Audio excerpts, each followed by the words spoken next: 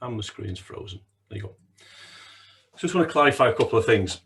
Firstly, the role of a salesperson. So just covering my screen there. Just put that over there. So I just want to use this slide as a bit of a positioning slide firstly. And this describes a well-structured salesperson for me. So not someone who is a typical box shifter, second car hand salesperson, if you get my drift. So for me, a good quality salesperson should be able to sell the company's products and services competently.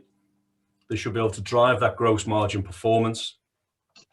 They should look and be able to reduce the competition in the client base. And depending on what your business model is, either aim for sole supplier or joint supply if you don't want your company to be too reliant on that one client.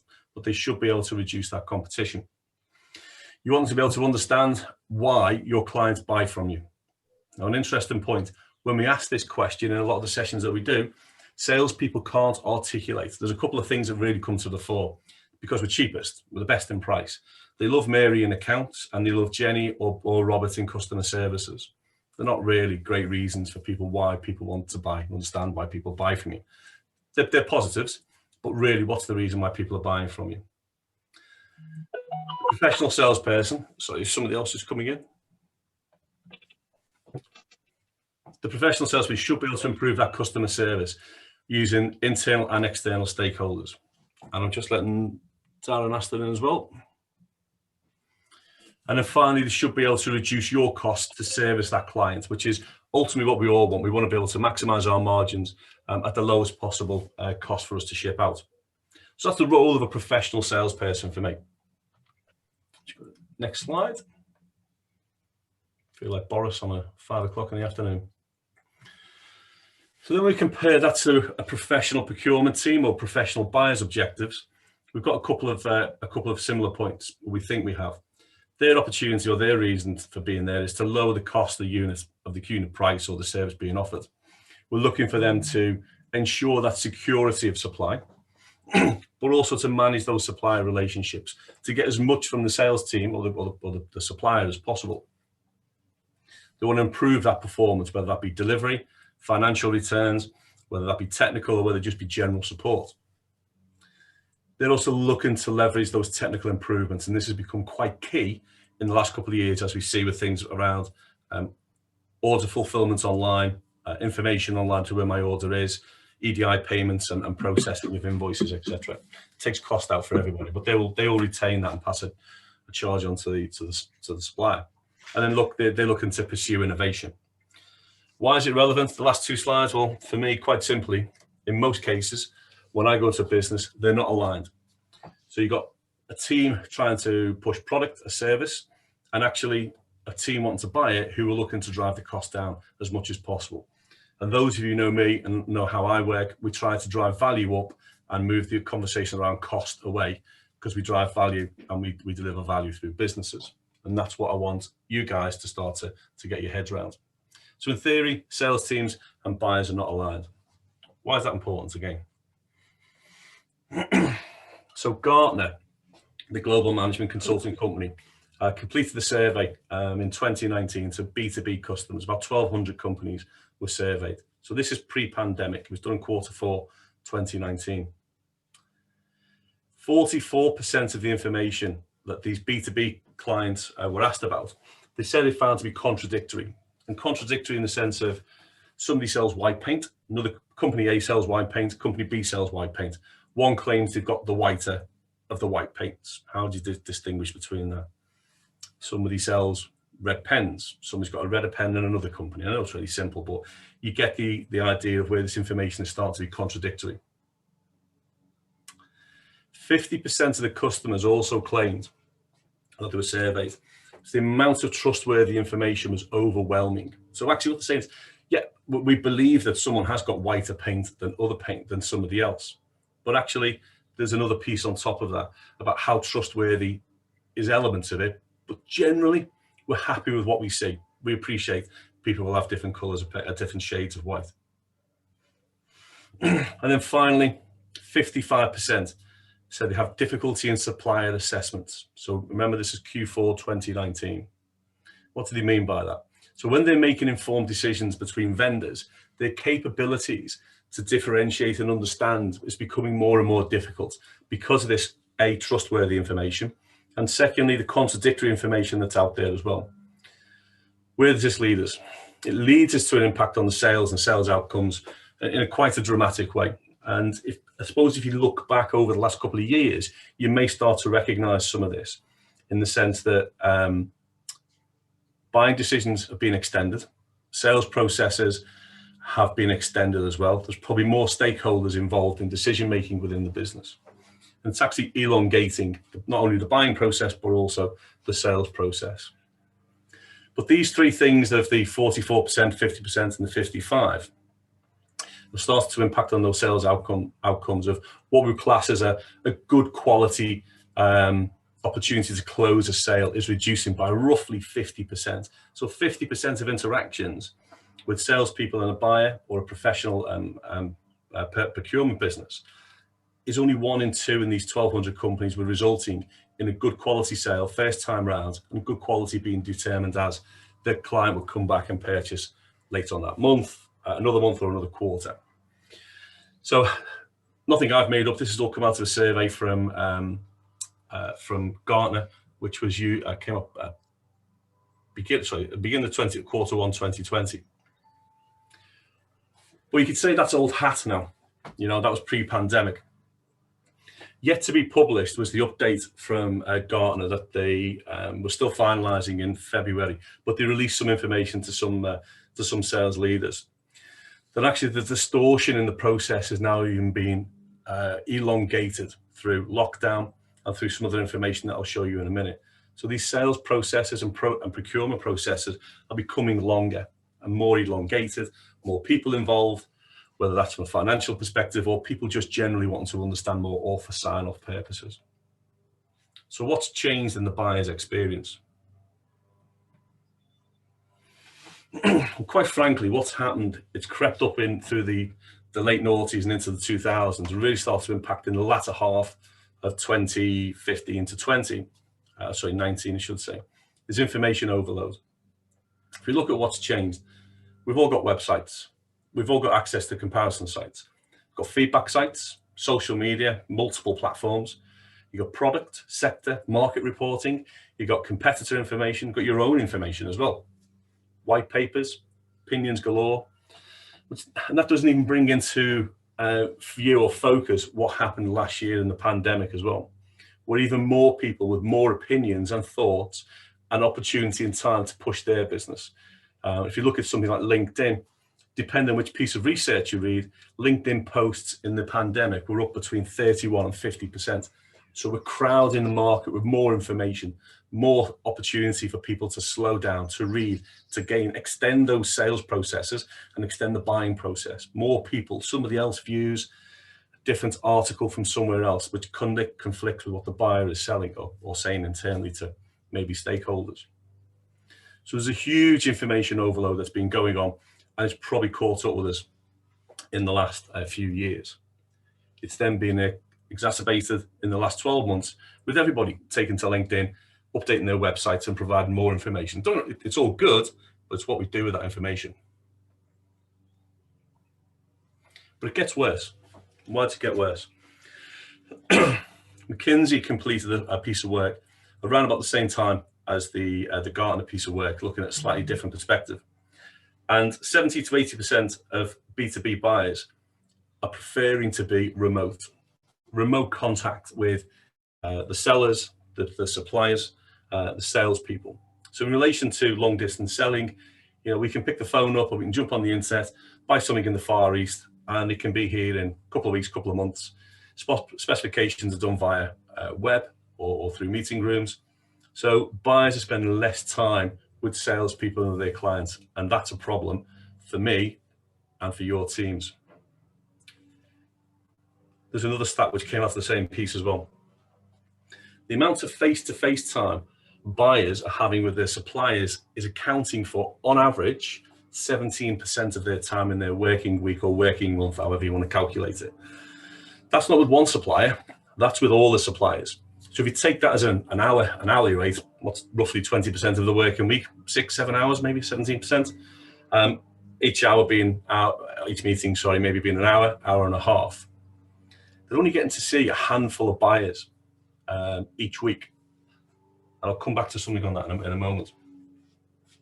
The third piece of standout information was around the rise of millennials. If we look on the screen now, I've only got 4 or 5 people.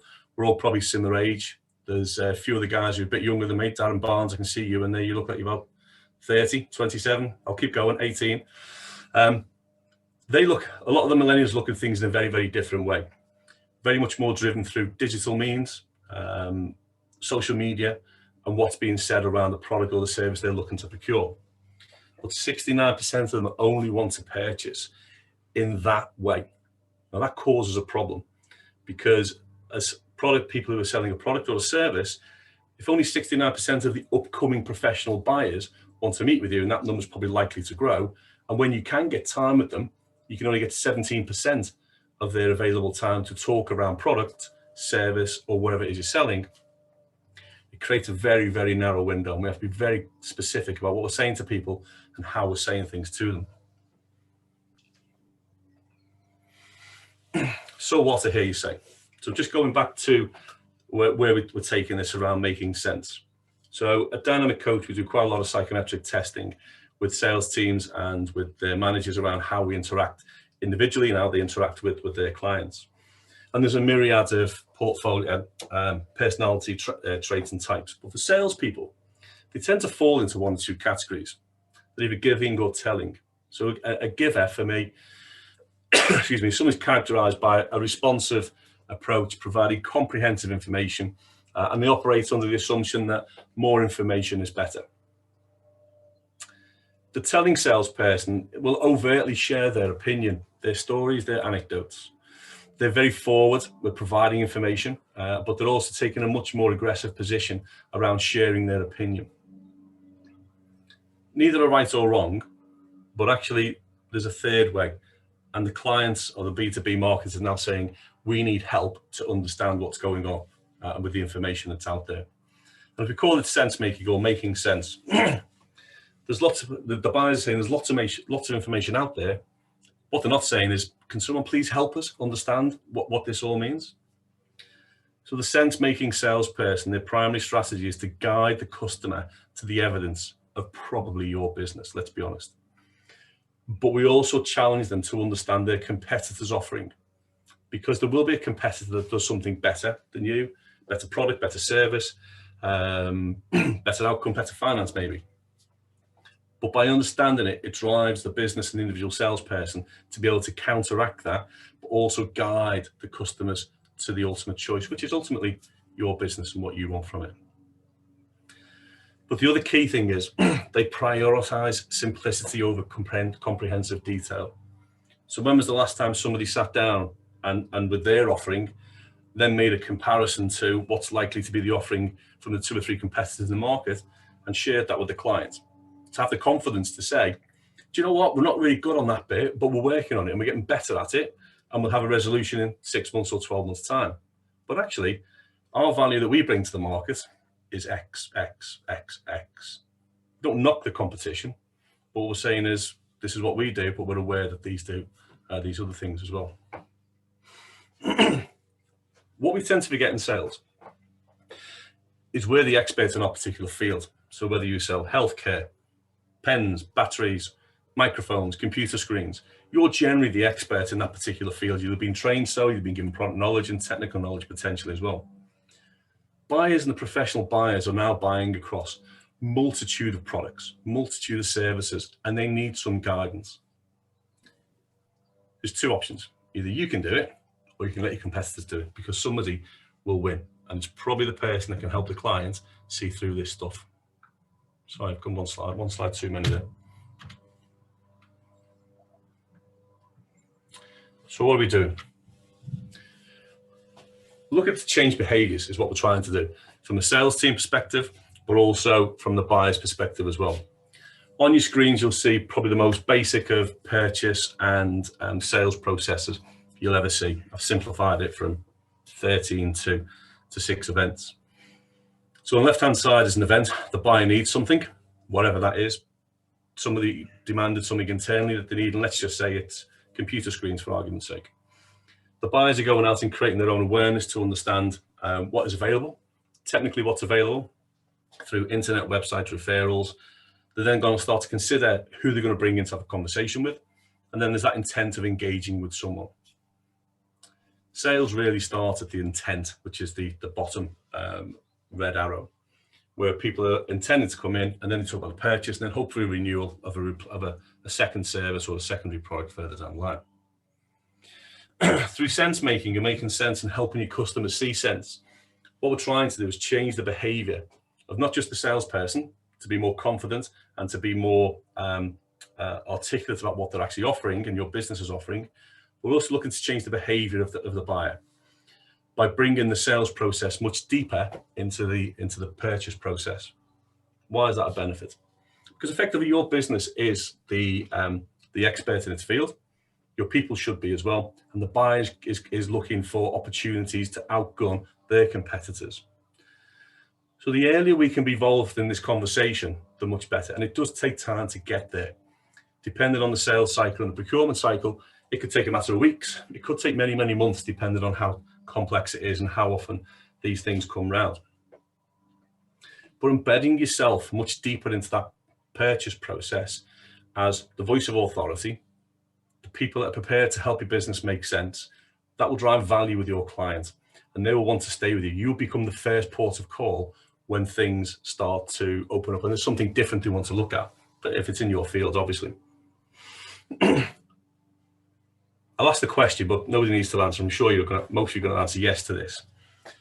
Anybody ever done a tender and been asked out of the blue to do a tender and then get into it and then don't really get anything back from it, don't win it? Some people will, some people won't.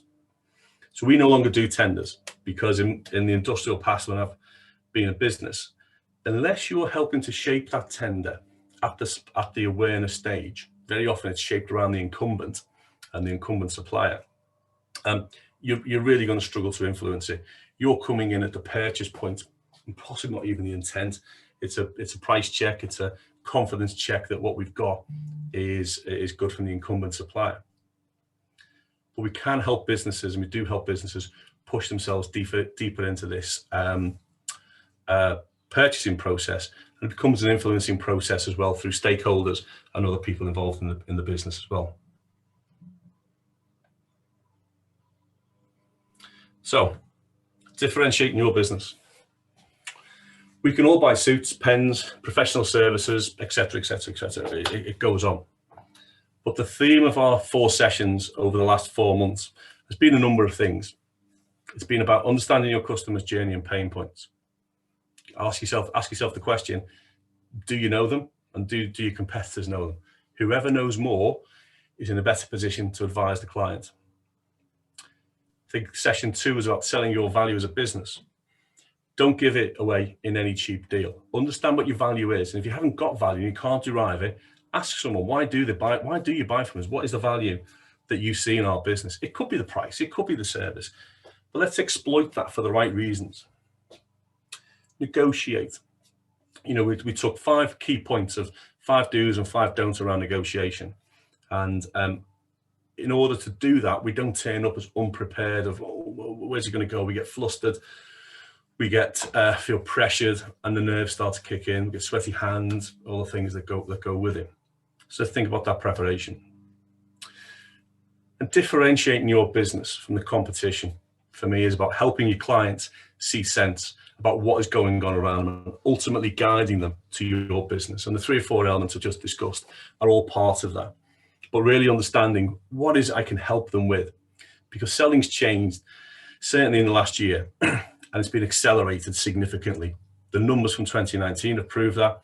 The initial numbers around the surveys to 2020 is it's accelerated away.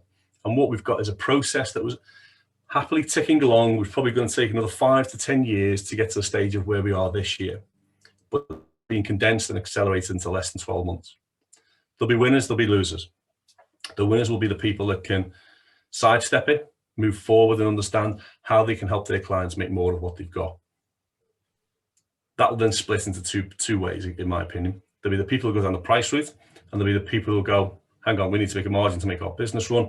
We're going to add value. And value can add cost to a business occasionally, but actually the business value and what it does lies within its people, but people don't articulate it very well.